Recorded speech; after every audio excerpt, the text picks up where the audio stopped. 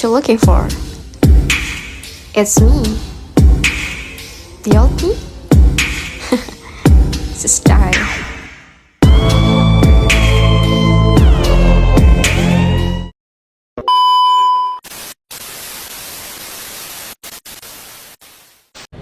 Assalamualaikum warahmatullahi wabarakatuh. Hai teman-teman. Di sini kami dari kelas C Statistik Induktif akan menjelaskan 3 materi mengenai statistik induktif. Materi yang pertama adalah sampling, yang kedua adalah estimasi parameter, dan yang ketiga adalah uji hipotesis. Jadi jangan lupa disimak videonya ya teman-teman. Halo teman-teman, di sini aku akan menjelaskan materi yang pertama, yaitu mengenai sampling atau sampel. Pasti kalian udah tidak asing kan dengan kata populasi dan sampel. Tetapi terkadang kita masih bingung nih, bagaimana cara pengaplikasian sampel dan populasi, khususnya bagi mahasiswa yang melakukan penelitian kuantitatif. Meskipun nampak sederhana, kenyataannya masih banyak loh mahasiswa yang menulis populasi dan sampel secara kurang tepat atau belum bisa membedakan antara populasi dan sampel. Oleh karena itu, yuk kita bahas bareng-bareng. Nah, pada video ini kita akan membahas perbedaan antara populasi dan sampel secara singkat dan sederhana. Dengan harapan kita bisa memahaminya bersama-sama, mari kita mulai dari populasi terlebih dahulu. Populasi adalah semua objek yang akan diteliti. Misalkan, kalian ingin meneliti pengaruh motivasi belajar terhadap prestasi belajar bahasa Inggris siswa SMP Negeri 2 Yogyakarta. Maka populasinya adalah seluruh siswa di SMP Negeri 2 Yogyakarta. Kalau siswanya berjumlah 2.000 orang, berarti populasinya 2.000 orang. Kalau siswanya berjumlah 2.500 orang, maka populasinya adalah 2.500 orang tersebut. Karena populasi sendiri adalah seluruh objek yang akan diteliti. Misalkan lagi nih, sebuah lembaga survei melakukan quick count Pilpres pada tahun 2024 kemarin. Maka populasinya adalah semua pemilih pada Pilpres tahun tersebut. Nah, bagaimana dengan sampel? Sampel adalah perwakilan dari populasi. Contohnya nih, populasinya adalah seluruh siswa SMP Negeri 2 Yogyakarta yang jumlahnya 2.000 orang. Maka sampelnya tidak sampai 2.000 orang, tetapi beberapa orang saja. Misalkan 200 orang atau 250 orang saja. Nah, ini yang nantinya akan diteliti, dan hasil penelitian dari 200 orang tersebut akan mewakili 2.000 orang tadi. Jadi kata kuncinya adalah perwakilan. Sampel itu mewakili populasi. Misalnya, populasinya ini, sampelnya ini. Populasinya segini, sampelnya segini. Populasinya ini, sampelnya ini. Nah, kenapa sih harus ada sampel? Kenapa kita tidak meneliti semua populasinya saja? Seharusnya kan memang semua populasi harus diteliti supaya hasil penelitiannya itu akurat. Tapi, kalau semua populasi diteliti, maka waktu, biaya, tenaga mungkin akan lebih besar dan bisa membuat penelitian tidak bisa diselesaikan. Bayangkan saja kalau populasinya seluruh orang dalam satu kabupaten atau satu provinsi atau satu negara mungkin, pasti menelitinya juga akan sangat sulit. Itulah mengapa harus ada sampel. Kalau meneliti sedikit orang saja, tapi hasilnya bisa sama atau hampir sama dengan meneliti seluruh populasi, akan mending meneliti sedikit saja kan? Kan lebih murah, lebih efektif, dan lebih efisien. Jadi masalahnya adalah bagaimana kita meyakinkan, memastikan agar meneliti sampel ini hasilnya sama atau hampir sama dengan meneliti satu populasi. Yang sulit itu Kalau kita meneliti beberapa orang saja sebagai sampel, tapi hasilnya tidak bisa digunakan untuk mewakili populasi. Nah, agar hasilnya sama atau hampir sama, maka dikenalkanlah istilah teknik sampling atau teknik pengambilan sampel. Teknik sampling yaitu cara memilih siapa saja yang akan diambil sebagai sampel dan berapa jumlahnya agar bisa mewakili seluruh populasi. Jadi tidak asal pilih ya, sesuai perasaan peneliti saja. Nah, mengenai teknik sampling yang digunakan dalam penelitian kuantitatif, bisa teman-teman lihat pada slide selanjutnya. Oke teman-teman, teknik sampling sendiri itu terbagi menjadi dua, yaitu probability sampling dan non-probability sampling. Apa itu probability? Apa itu non-probability? Kita akan coba jelaskan di slide berikutnya. Sebelumnya, probability sampling dibagi menjadi tiga, yaitu simple random sampling, stratified random sampling, dan cluster random sampling. Sementara itu, non-probability sampling itu ada yang namanya convenience sampling, purposive sampling, dan snowball sampling. Apa perbedaan probability dan non-probability terlebih dahulu? Yang pertama yaitu probability sampling. Ketika kita berbicara probability, maka arti kata probability sendiri itu adalah peluang. Ini artinya bahwa setiap anggota yang ada di dalam populasi mempunyai peluang yang sama untuk dipilih menjadi anggota sampel. Mempunyai peluang yang sama untuk dipilih. Oleh karena itu, probability sampling ini mungkin lebih demokratis karena secara mereka mempunyai peluang yang sama. Sementara kalau non-probability, itu sampel atau populasinya tidak mendapat peluang yang sama untuk dipilih menjadi anggota sampel. Misalkan, yang dipilih hanya yang tua-tua saja, atau yang muda-muda saja, atau mungkin yang usia di atas 50 tahun saja, atau bahkan usia remaja, dan lain sebagainya. Ya sehingga kalau misalkan di dalam populasi itu ada banyak kategori dari anak-anak remaja, kemudian dewasa, kemudian orang tua, dan lain sebagainya. Tetapi karena kita sudah membatasi diri bahwa yang ingin kita ambil hanya pada usia remaja, maka otomatis itu masuk dalam non-probability. Karena anak-anak dewasa dan orang tua tidak memiliki peluang yang sama untuk dipilih menjadi sampel. Oke teman-teman, jadi kurang lebih perbedaan antara probability sampling dan non-probability sampling itu letaknya pada peluang. Macam-macam probability sampling, yang pertama yaitu simple random sampling. Simple itu kan sederhana, maka cara pengambilan sampelnya itu sangat sederhana, yang mana kita mengambil sampel secara acak yang ada di dalam populasi tanpa memperhatikan strata dalam populasi tersebut. Tetapi yang menjadi catatan kita di sini adalah kita harus bisa pastikan bahwa datanya homogen atau sejenis. Nah, bagaimana cara kita mengambil sampel dengan simple random sampling? Kita bisa melakukan dengan cara undian, kita juga bisa melakukan dengan cara lotre. Oke, kemudian teknik probability sampling yang kedua yaitu stratified random sampling. Kalau tadi kita berbicara simple random sampling yaitu teknik pengambilan sampel yang tidak memperhatikan strata. Nah, pada yang kedua ini dia sangat memperhatikan strata dari namanya saja stratified random sampling. Nah, syaratnya pun berbeda dengan yang tadi. Kalau tadi dia harus homogen, ini tidak homogen atau heterogen.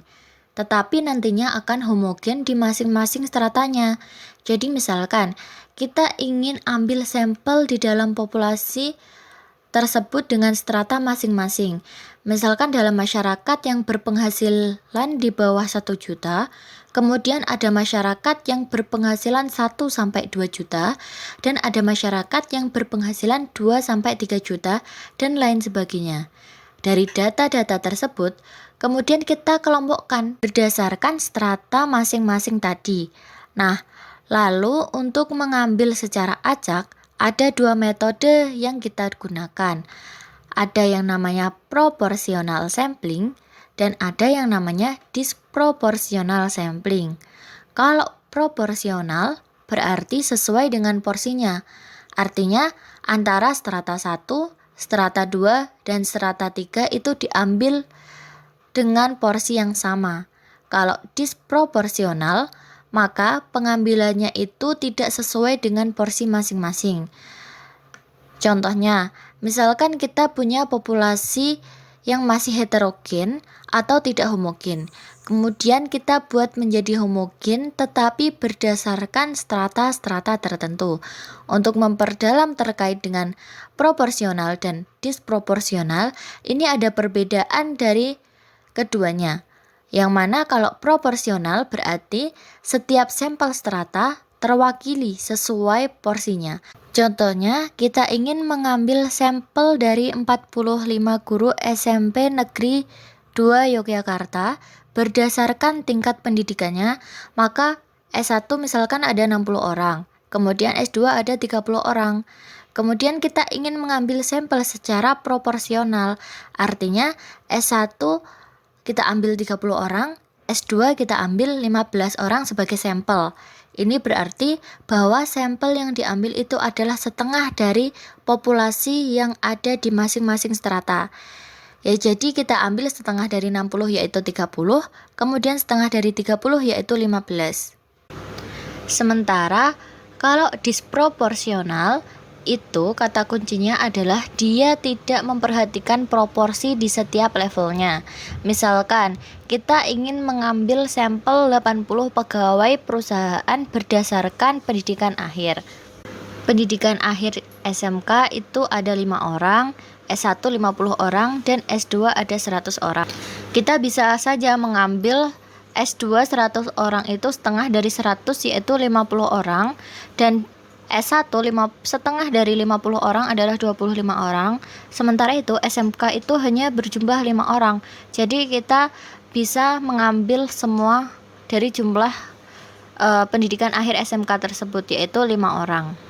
Maka inilah yang disebut tidak proporsional di setiap levelnya. Oke teman-teman, selanjutnya kita masuk pada teknik yang ketiga yaitu cluster random sampling. Kata cluster sendiri itu kita akan berbicara mengenai wilayah atau keterwakilan wilayah atau area. Cluster random sampling ini yaitu pengambilan sampel dari anggota populasi secara acak dengan mengambil wakil dari setiap wilayah atau area yang ada. Jadi kata kuncinya adalah area. Kita punya populasi, kemudian kita petakan populasi tersebut berdasarkan wilayah-wilayahnya. Sebagai contoh nih, misalkan gini, kalau kalian meneliti di bidang pendidikan, maka ketika kalian ke sekolah dan ingin meneliti kelas 8 di setiap sekolah tertentu, yang mana di dalam sekolah tersebut ada 6 kelas paralel, maka kalian cukup mengacak kelas paralel tersebut kemudian mengambil 2 kelas saja atau 3 kelas saja. Inilah yang dinamakan cluster random sampling.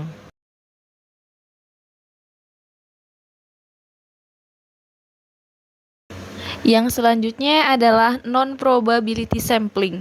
Non-probability sampling ini terbagi menjadi 6. Yang pertama, sampling sistematis. Sampling sistematis merupakan populasi yang diambil secara otomatis menjadi sampel. Misal, kelipatan 2, berarti sudah secara otomatis itu yang menjadi sampel dan tidak ada kesempatan bagi bilangan ganjil untuk menjadi sampel. Yang kedua adalah sampling kuota. Sampling kuota ini diambil dari populasi yang memiliki karakteristik tertentu hingga memenuhi kuota yang dibutuhkan. Contohnya, kita akan mengambil 300 sampel tingkat kepuasan pelanggan terhadap ojol dari banyak populasi. Ambil yang karakternya sama, yaitu penggunaan ojol atau ojek online, maka itulah yang akan menjadi sampel. Yang ketiga, sampling insidental. Sampling insidental ini mirip dengan sampling kuota. Bedanya, pada sampling insidental ini tidak terbatas oleh kuota. Berapapun boleh. Siapa saja yang masuk ke dalam kriteria bisa jadi sampel. Contoh, tingkat kepuasan mahasiswa terhadap e-learning. Semua mahasiswa yang menggunakan e-learning bisa dijadikan sampel. Yang keempat, sampling purposive. Sampling purposive ini merupakan teknik sampling yang dilakukan secara jeli, selektif dalam memilih sumber data. Contohnya, seorang peneliti akan meneliti mengenai kualitas makanan. Maka, yang diteliti bukan dari makanan itu sendiri, melainkan seorang ahli perihal makanan, seperti nilai gizi, rasa, dan lain-lain. Yang kelima, sampling jenuh. Sampling jenuh ini merupakan teknik yang dilakukan apabila populasinya sedikit. Populasi sedikit ini artinya populasinya kurang dari 30. Maka semua dapat dijadikan sampel. Apabila semakin besar atau mendekati populasi, tingkat generalisasinya, maka penelitian tersebut semakin besar kemungkinannya untuk benar. Orang yang memakai teknik sampling jenuh sudah dapat dipastikan penelitiannya benar 100%. Yang keenam adalah snowball sampling.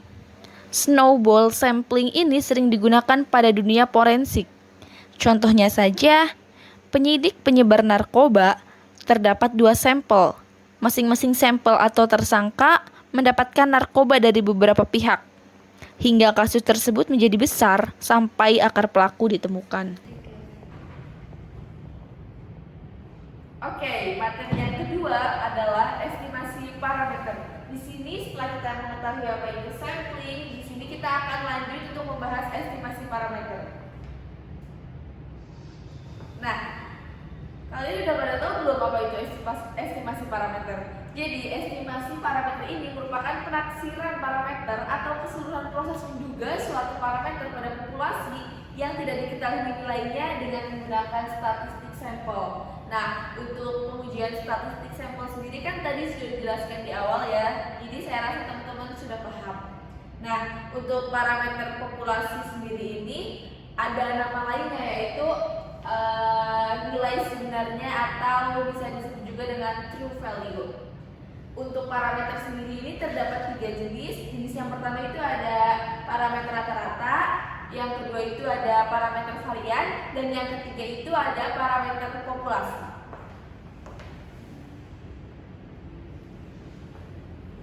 Nah, untuk jenis penaksirannya sendiri di sini terdapat 2. Yang pertama ada pendugaan titik atau dalam bahasa Inggrisnya kita bisa menyebutnya dengan point estimation. Nah, untuk contohnya sendiri ini di sini ada dari sampel acak rata-rata mahasiswa berat badan perbankan syariah Winsuka adalah 65 kg. Jadi sebelumnya di sini kita udah ngambil beberapa orang yang untuk dijadikan sampel, berat badannya kan beda-beda tuh. Tapi kita yang namanya pendugaan itu, jadi kita hanya menentukan satu orang, satu titik nih, kayak misal 65 kg itu yang dijadiin titik acuan untuk merata-ratakan berat mahasiswa perbankan syariah Sunan Kalijaga. Yang kedua ini ada pendugaan interval atau dalam bahasa Inggrisnya bisa disebut dengan interval estimation. Nah, untuk pendugaan interval ini contohnya itu dari sampel acak rata-rata berat badan mahasiswa perbankan syariah Sunan Kalijaga adalah 65 sampai 67. Nah, tadi kan udah diambil tuh beberapa orang untuk dijadikan sampel. Berat badannya pasti kan beda-beda, kayak misalnya ada yang 60, 65, 66, 67. Tapi karena kita menggunakan pendugaan interval ini, jadi kita kayak mengambil kisarannya gitu loh. Kalau di sini contohnya adalah 65 sampai dengan 67 kg seperti itu. Untuk selanjutnya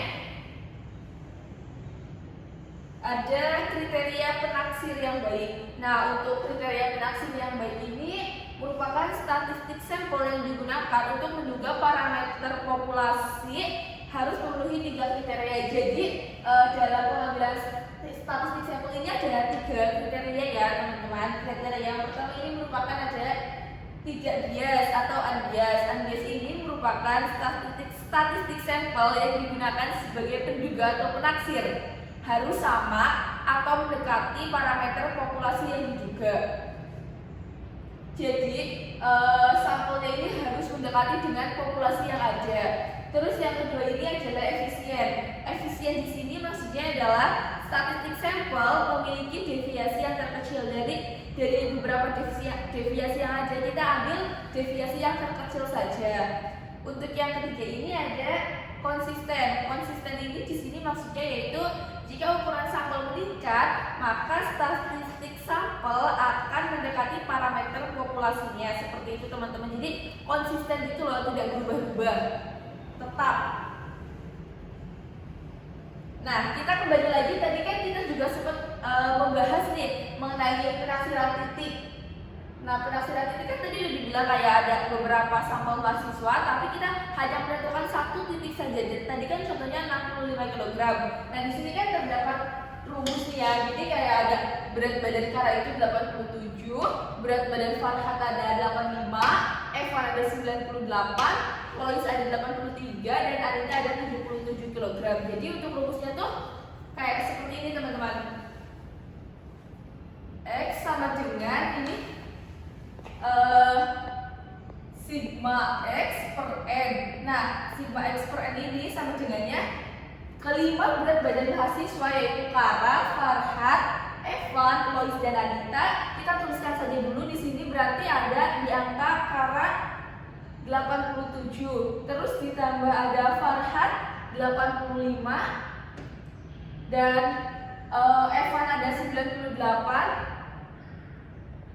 Kemudian ada Lois 83 kilo, dan yang terakhir itu ada Anita 77 kilo. Nah, dari kelima berat badan mahasiswa ini kita bagi N. N-nya ini berapa? N ini merupakan total dari keseluruhan mahasiswa yang akan kita jadikan sampel, yaitu 5. Berarti kita bagi 5. Nah, sudah kita ketahui jumlahnya, yaitu teman-teman 86. Jadi penaksiran titik yang di sini adalah 86. Walaupun kelima berat badan mahasiswa ini beda-beda, tapi kita tentukan satu titiknya saja, yaitu 86 kg. Seperti itu teman-teman.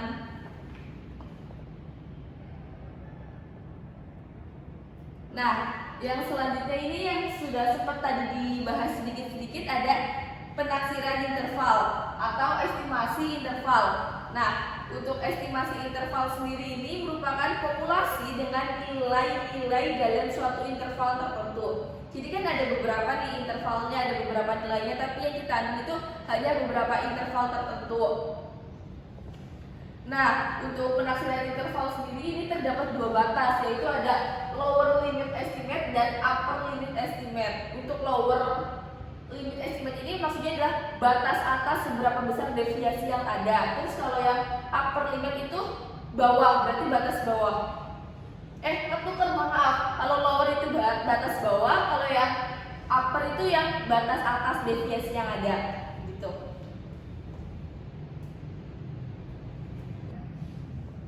Yang selanjutnya di sini ada tingkat kepercayaan. Tingkat kepercayaan ini dalam bahasa Inggris disebut juga dengan confidence level. Nah, sebelum melakukan estimasi ini, tingkat kepercayaan ini ditetapkan terlebih dahulu. Kisaran angkanya itu berada di 1 minus alpha. Itu untuk menentukan estimasi parameter berupa tingkat kepercayaan. Nah, tingkat kepercayaan ini sendiri memiliki pengertian, yaitu kepercayaan sejauh mana titik sampel dapat mengestimasi dengan benar. Jadi seberapa percaya sih tingkat kepercayaannya, seberapa besar terhadap titik sampel yang akan ditentukan oleh si peneliti. Terus alfa ini merupakan tingkat signifikansi, ambang batas yang digunakan untuk menentukan signifikansi. Nah, untuk ketentuannya sendiri ini ada jika nilai kesalahan kurang dari atau sama dengan tingkat signifikansi, maka data tersebut itu dianggap signifikan secara statistik, seperti itu. Untuk selanjutnya di sini ada estimasi parameter.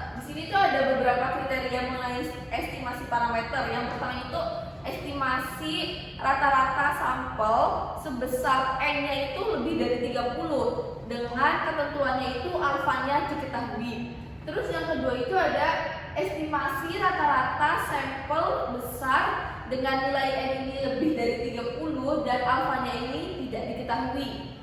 Terus yang ketiga ini ada estimasi rata-rata sampel kecil N ini kurang dari 30, namun untuk ketentuan alfanya di sini tidak dijelaskan.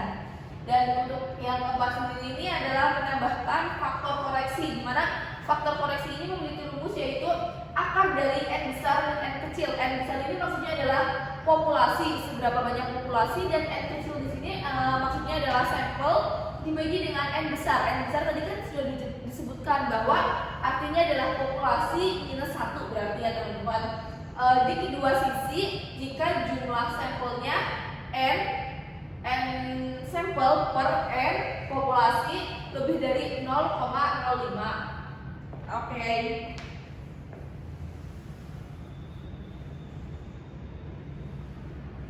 Nah, untuk selanjutnya di sini terdapat contoh soal. Di sini saya bacakan dulu ya teman-teman. Terdapat 400 perusahaan swasta asing di Indonesia. Seorang peneliti menyatakan bahwa dari 80 perusahaan swasta asing di Indonesia yang ia teliti, modal perusahaan swasta asing yang berasal dari penjualan saham di Bursa Efek sebesar 900 juta. Nah, standar deviasi modal tersebut adalah 20 juta. Untuk tingkat signifikansinya sebesar 55%. Jadi di sini terdapat pertanyaan, berapakah taksiran rata-rata modal perusahaan swasta asing dengan penjualan saham di bursa? Untuk rumusnya sendiri,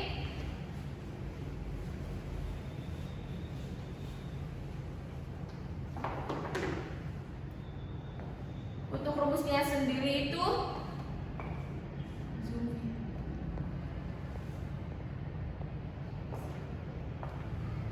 jadi sebelum kita masuk ke rumus, kita harus mencari tahu terlebih dahulu apa aja sih yang diketahui. Di sini kan terdapat 400 perusahaan swasta asing, berarti ini 400 perusahaan menunjukkan populasi. Populasi tadi adalah kita lambangkan dengan huruf N besar ya.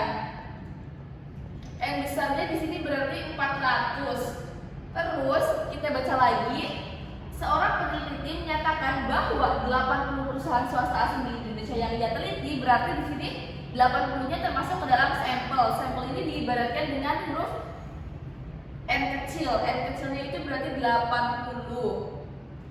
Terus standar deviasinya adalah 20 juta. Maaf, standar deviasi bukan. Modalnya adalah 900 juta. Modal di sini kita tuliskan dengan X garis atas 900. Terus untuk standar deviasinya sendiri ini adalah 20 juta. 20 juta di sini kita lambangkan dengan huruf S. S berarti 20. Untuk selanjutnya adalah tingkat signifikansinya sebesar 5%. Tapi setelah itu kita harus menjumlahkan dulu tentang sampel dibagi populasi. Jadi langkah yang berikutnya sebelum masuk ke tingkat signifikansi, kita harus menentukan sampel dibagi populasinya. Jadi kita tuliskan saja di sini adalah N kecil per N besar. Jadi N kecilnya itu tadi berapa? 80. N besarnya 400. Jadi 80 per 400. 80 per 400 berapa? Berapa teman-teman? 0,2. Oke. 0,2 di sini berarti menggunakan faktor koreksi. Nah, untuk rumusnya sendiri ini ada, saya tuliskan dulu ya teman-teman, baru saya ngomong.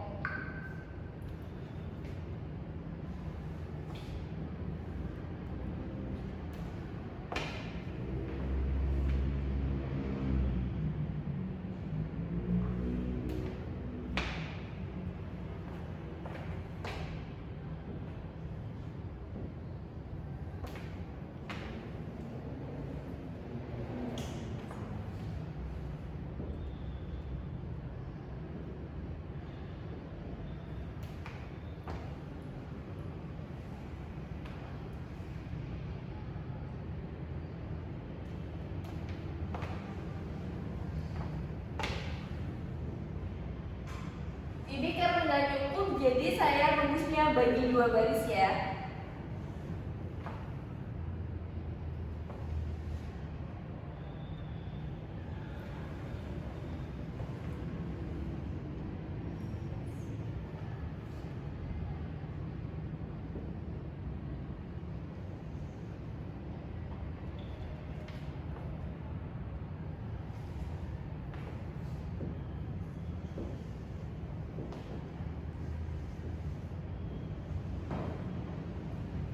Nah, jadi untuk rumusnya sendiri ini bisa dilihat X ini berarti rata-rata minus Z A per 2 S per akar dari N di sini maksudnya adalah sampel akar dari populasi min sampel populasi min 1 kurang dari mu rata-rata plus Z A per 2 S per kuadrat dari N, akar dari N, kuadrat dari populasi min sampel, populasi min 1. Nah, untuk angkanya sendiri kita masukkan, tadi rata-ratanya adalah sebesar 900, berarti di sini sama dengan 900. Terus min ZA-nya ini dapat kita ketahui sebelumnya sudah saya hitung, yaitu 1,96 900 min 1,96 S min S per akar dari N sampel berarti 20 akar dari 80 20 per akar dari 80. Kemudian ada akar dari populasi min sampel itu berarti 400 minus 80. Kita bikin pernya lagi itu 400 min 1 populasi min 1 lebih kecil dari mu-nya itu, mu rata-ratanya itu 900. Ini kesinian teman-teman urutannya. Minus 1,96 seperti yang di atasnya tadi ini. Terus sama 20 per akar dari 80. Untuk selanjutnya ini sama populasi min sampel dibagi populasi min 1. Jadi kita tuliskan angkanya di sini, akar dari 400 min 80 per populasi min 1 400 min 1. Jadi dapat kita ketahui nilainya yaitu 900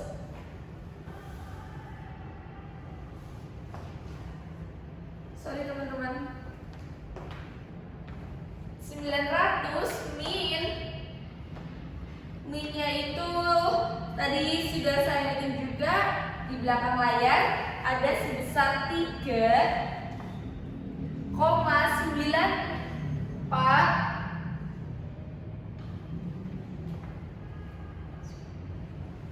249, di sini angkanya bukan 94 tapi 9,249.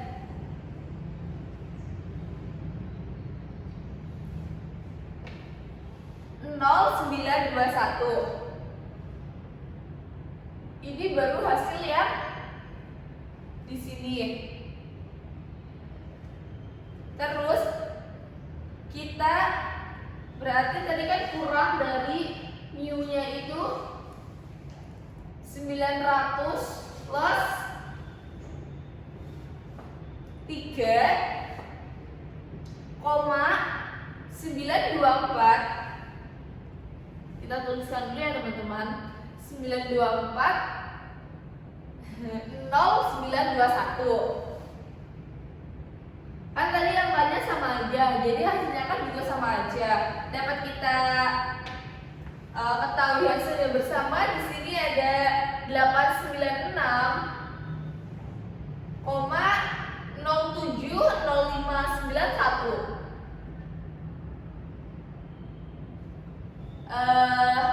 Lebih kecil dari mu 903,9249021. Saya rasa tulisnya di bawah aja ya, karena tidak cukup. Mu 903,9240921. Jadi kesimpulannya itu 896,07054491 lebih kecil dari mu nya ini sebesar 903,9240921. Oke, kita next ke pembahasan selanjutnya ya.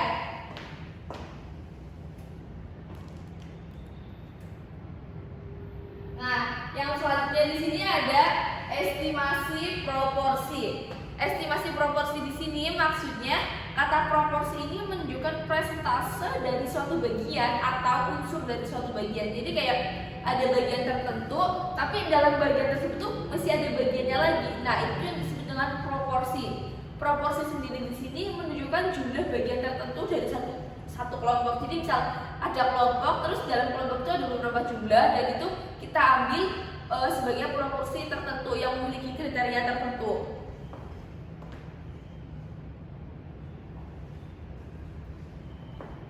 Nah, untuk materi yang kedua saya rasa cukup di sini dan akan di next untuk materi yang ketiga oleh teman saya. Oke teman-teman, di sini aku akan menjelaskan materi yang ketiga, yaitu mengenai uji hipotesis satu sampel.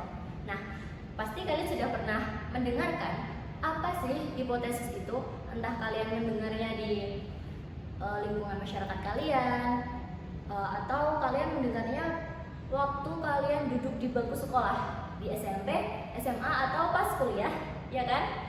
Nah, hipotesis yang sering kita dengar itu artinya adalah dugaan sementara. Sementara itu, apa sih hipotesis dalam statistik? Apakah sama dengan hipotesis yang sering kita dengar? Yuk kita bahas bareng-bareng.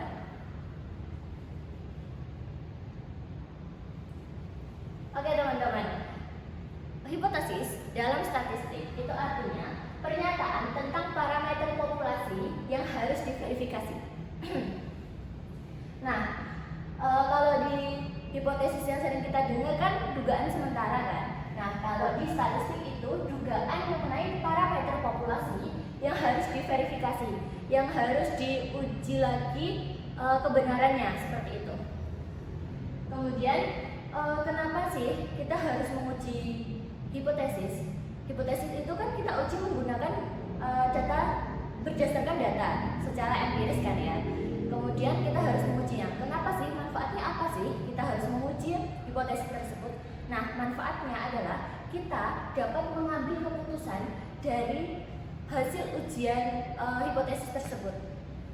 Oke, di sini pengertian uji hipotesis sendiri itu adalah suatu prosedur yang didasarkan pada sampel dan teori probabilitas untuk menentukan apakah hipotesis merupakan suatu yang masuk akal atau tidak, suatu yang benar atau tidak, seperti itu. Oleh karena itu, kita harus mengecek kebenarannya terlebih dahulu. Contohnya saja nih, ada seorang calon wali kota yang ingin mengecek berapa kecamatan yang presentase mengenal wali kota tersebut itu masih rendah. Oleh karena itu, calon wali kota itu menggunakan sampel. Kenapa nggak sensus aja? Karena sensus itu kan biayanya lebih mahal, memakan waktu yang lama juga, seperti itu kan. Tenaga juga terkuras demi menyurvei. Nah, oleh karena itu dilakukanlah sampel. Per kecamatan itu diambil sampelnya sesuai dengan proporsi masing-masing. Kemudian dari sampel itu diuji statistiknya dengan melakukan pengujian hipotesis seperti itu. Nah, hasilnya itu akan membuat calon wali kota itu mengambil keputusan kecamatan mana aja sih yang harus disurvei, maksudnya harus dilakukan kampanye agar presentase untuk mengenal si calon wali kota tersebut tinggi, seperti itu. Jadi uji hipotesis itu untuk mengambil keputusan. Nah, untuk mengambil keputusan itu ada 6 langkah ya teman-teman. Seperti yang bisa dilihat di PPT, yang pertama yaitu membuat hipotesis. Yang kedua, memilih tingkat signifikansi. Yang ketiga, memilih uji statistik. Yang keempat, membuat aturan keputusan. Dan yang kelima, ambil sampel kemudian beri keputusan. Yang terakhir, yang keenam, yaitu interpretasi hasil. Nah, kita bahas satu persatu dari langkah-langkah tersebut. Kita kupas semuanya ya teman-teman. Oke, memasuki langkah uji hipotesis yang pertama, yaitu membuat hipotesis. Di sini kita harus mengetahui, di sini ada 2 hipotesis, yaitu hipotesis 0 atau biasa kita sebut dengan H0 dan hipotesis alternatif yang biasa kita sebut dengan HA. Nah, apa sih perbedaan antara kedua hipotesis tersebut? Kita ketahui dulu hipotesis 0 sering disebut dengan de novo hipotesis atau H0 itu adalah hipotesis yang akan diuji kebenarannya. Jadi hipotesis H0 itu adalah hipotesis awal yang akan diuji kebenarannya. Contohnya nih, dalam ruangan ini mahasiswanya, kita mengira dugaan sementara kita itu mahasiswanya memiliki IPK kira-kira itu 3,9. Nah, apakah benar mahasiswa di dalam ruangan ini rata-rata memiliki IPK 3,9? Maka kita harus uji terlebih dahulu. Apakah benar seperti itu? Nah, dugaan awal itu yang disebut dengan H0. Kemudian H alternatif atau alternatif hipotesis atau sering kita sebut dengan HA. Ini adalah suatu pernyataan yang akan kita simpulkan jika kita menolak hipotesis 0. Jadi apabila kita menolak hipotesis 0, maka HA itu kita simpulkan. HA atau hipotesis alternatif disebut juga dengan hipotesis penelitian. Misalnya di sini ada rata-rata harga tiket pesawat terbang Jakarta itu seharga 480. Nah, H0-nya itu mu atau rata-rata sama dengan 450. Berarti H0 kan dugaan awal, jadi sama dengan 480. Kemudian H alternatifnya mu tidak sama dengan 480. Jadi HA itu tidak sama dengan HO. Oke, selanjutnya langkah uji hipotesis yang kedua yaitu memilih tingkat signifikansi. Nah, tingkat signifikansi sendiri itu adalah probabilitas menolak hipotesis 0 jika itu benar, atau sering disebut dengan tingkat resiko atau the level of risk. Nah, biasanya tingkat signifikansi itu dilambangkan dengan bentuk alfa. Alfa itu biasanya kira-kira itu tingkat signifikansi yang sering dilakukan penelitian itu berkisar antara 1%, 5%, dan paling banyak itu 10% ya teman-teman. Kemudian ada berapa sih? Yang ketiga itu adalah memilih uji statistik. Nah, ada berapa sih uji statistik itu? Di sini disebutkan uji untuk membuktikan hipotesis yaitu menggunakan uji Z, uji T, uji F, dan uji X kuadrat atau sering kita sebut dengan chi-square.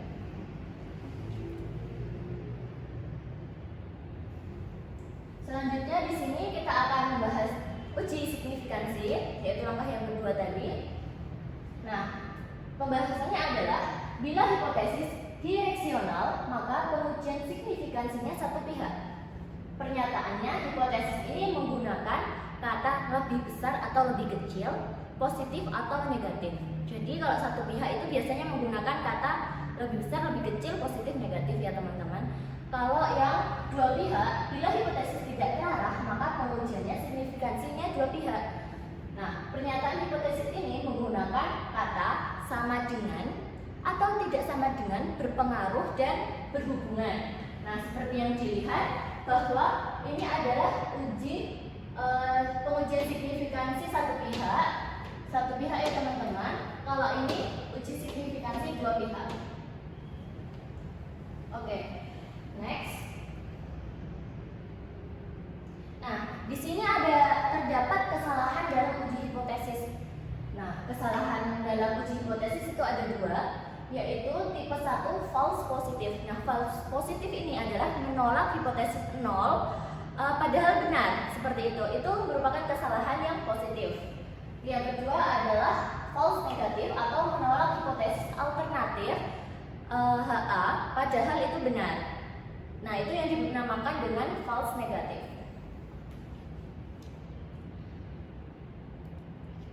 Untuk langkah yang ketiga itu memilih uji statistik yang sudah dijelaskan di awal tadi. Itu ada beberapa uji statistik yang bisa digunakan untuk membuktikan hipotesis. Ada uji Z, uji T, uji X kuadrat atau C square, kemudian uji F. Nah, contoh uji Z. Di sini ada rumusnya. Z sama dengan X strip atas min mu dibagi lambda per akar dari n. N itu jumlah sampel. Selanjutnya yaitu langkah keempat adalah membuat aturan keputusan. Decision rule adalah pernyataan tentang kondisi spesifik di mana hipotesis 0 ditolak dan kondisi di mana hipotesis 0 tidak ditolak. Jadi kita harus membuat aturan keputusan apakah hipotesis 0 ditolak atau tidak, atau malah hipotesis A-nya yang diterima nih. Nah, kemudian kita ketahui critical value atau nilai kritisnya itu adalah titik pemisah antara daerah di mana hipotesis 0 itu tidak ditolak dan daerah yang hipotesis 0-nya ditolak, seperti itu. Ini adalah tingkat garis pemisah critical value atau nilai kritis. Selanjutnya langkah uji hipotesis yang kelima yaitu dalam pengujian hipotesis. Dalam pengujian hipotesis adalah menghitung nilai statistik uji, membandingkan nilainya dengan nilai kritis, membuat keputusan atau menolak hipotesis 0. Menolak atau menerima hipotesis 0, seperti itu teman-teman. Jadi ini mengambil keputusan. Kemudian langkah yang terakhir yaitu interpretasi hasil. Nah, setelah kita menguji dengan uji statistik, kita membuat keputusan, kemudian kita simpulkan nih dengan interpretasi hasil. Nah, lihat hitung dan probabilitas, lihat arahnya juga, apakah arahnya satu arah apa dua arah, kemudian sesuai nggak dengan hipotesisnya, kan kita sudah membuat hipotesis terlebih dahulu kan. Nah, jika iya, HO ditolak, HA terdukung. Jika tidak, HO atau H0 tidak dapat ditolak atau variabel tersebut tidak signifikan pada keyakinan yang ditetapkan, misalnya 95%. Seperti itu.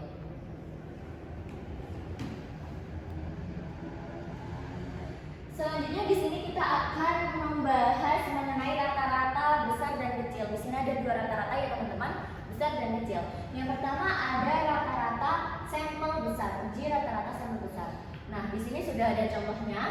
Sebuah pabrik dan mobil menyatakan bahwa rata-rata jarak yang bisa ditempuh sebelum ban aus 60.000 km dengan standar deviasi 3.500 km. Sebuah rental mobil membeli sebanyak 49 ban dan menemukan bahwa rata-rata jarak yang bisa ditempuh oleh mobil dengan menggunakan ban tersebut sebesar 59.000 km.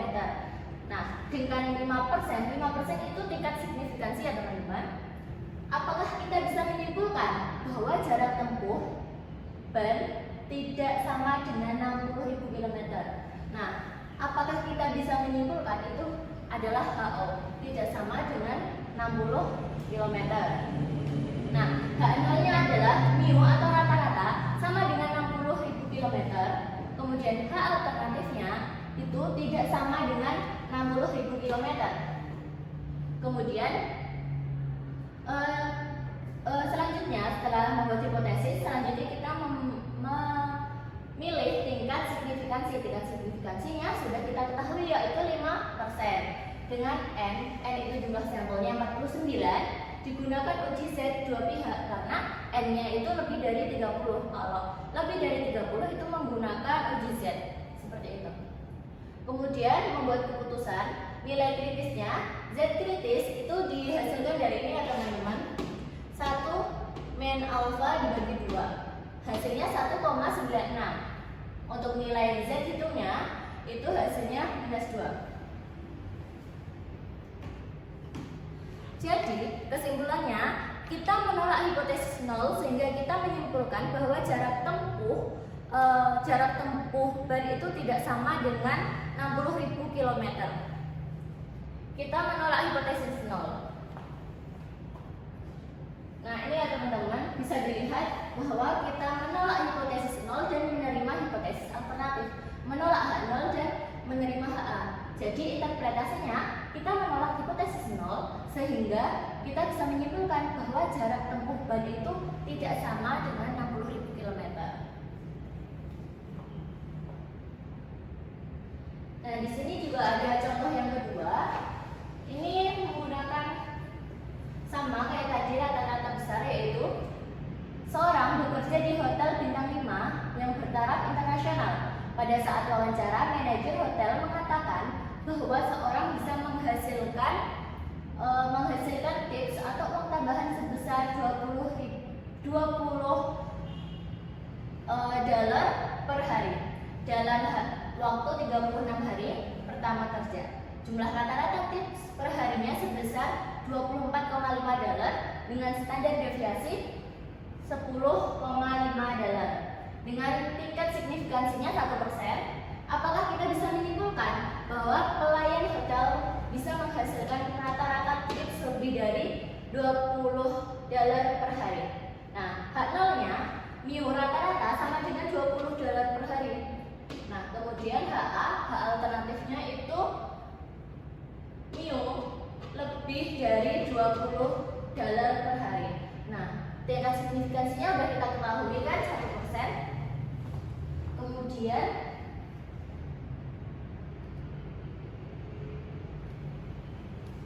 oke, 1%. Kemudian kita menentukan tingkat signifikansi. Nah, tidak dibagi dua jika pengujian satu sisi. Kalau tadi kan dua sisi, dua arah. Kalau sekarang satu sisi. Nah, tidak dibagi dua. Memilih uji Z satu pihak, membuat keputusan nilai Z kritis dan nilai Z hitung. Nilai Z kritisnya hasilnya 0,33. Kemudian Z hitungnya 2,71. Kesimpulannya, kita menolak hipotesis nol sehingga kita bisa simpulkan bahwa waktu rata-rata tips yang diperoleh itu lebih dari $20 per hari. Menolak HO dan menerima HA. Oke, selanjutnya tadi kan kita sudah membahas mengenai uji rata-rata sampel besar. Sekarang kita membahas mengenai uji rata-rata sampel kecil ya teman-teman. Nah, sampel kecil itu jika N kurang dari 30, maka yang digunakan itu adalah menggunakan uji T. Nah, uji T ini rumusnya, uji T sama dengan rata-rata sampel dikurangi rata-rata populasi dibagi deviasi standar per akar dari jumlah sampel. Ini contohnya, pada tahun 2014 harga tiket pesawat dari Jakarta ke Singapura rata-ratanya adalah $267 US dollar. Harga tiket dengan sampel sebanyak 16 pada tahun 2015 seperti berikut. Ini adalah sampel 2016 pada tingkat signifikansinya yaitu 1%. Apakah kita bisa menyimpulkan bahwa tiket pada tahun 2015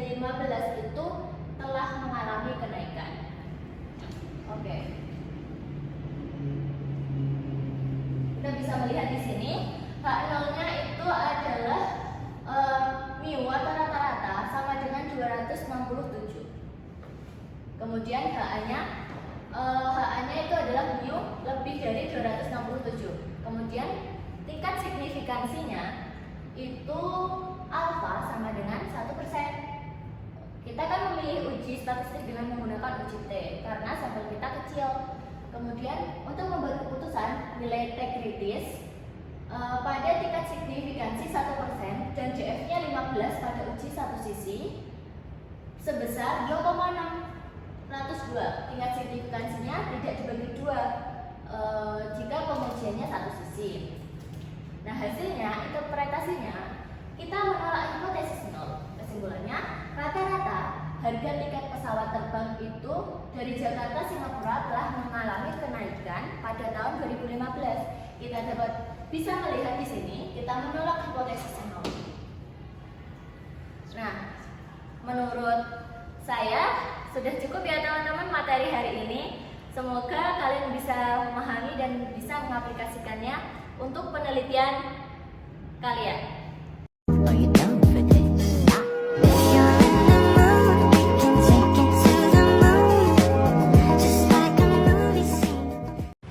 Sekian yang dapat kami sampaikan. Mudah-mudahan apa yang kami sampaikan bisa bermanfaat bagi teman-teman dan mudah-mudahan ini menjadi amal jariah bagi kami semua. Wassalamualaikum warahmatullahi wabarakatuh.